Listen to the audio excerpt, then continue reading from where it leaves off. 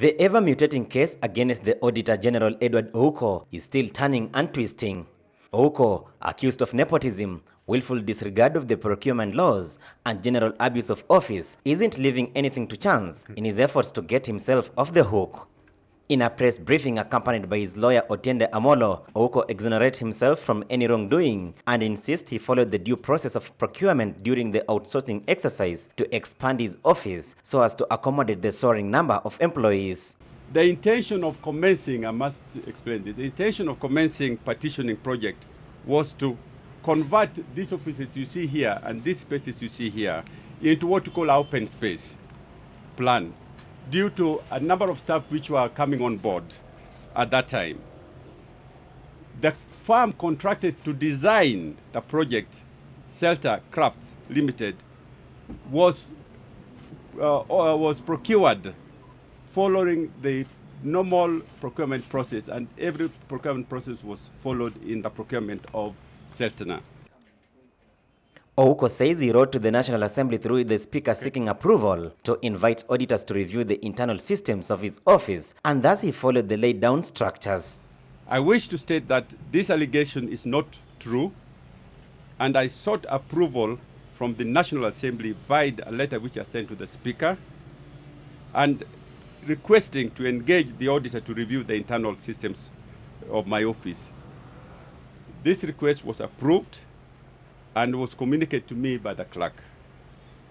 So I did not violate. I asked the approval of the appointee of the auditors, which is the Parliament.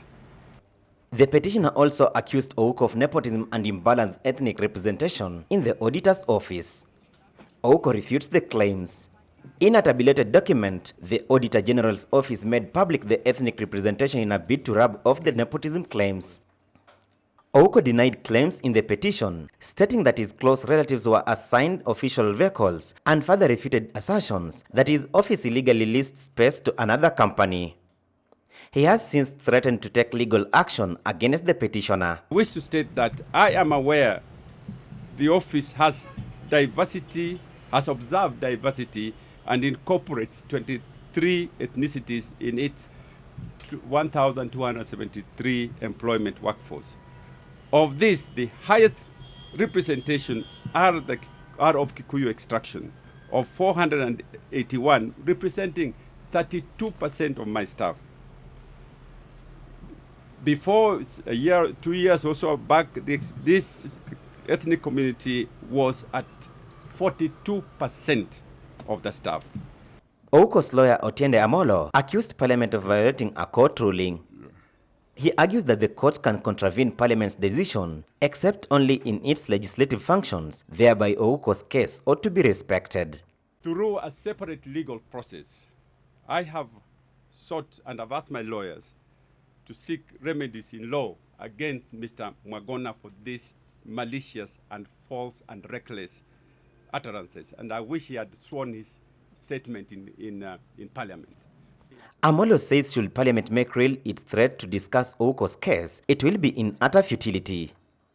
Is it true that the court ought not to interfere with anything that Parliament is doing?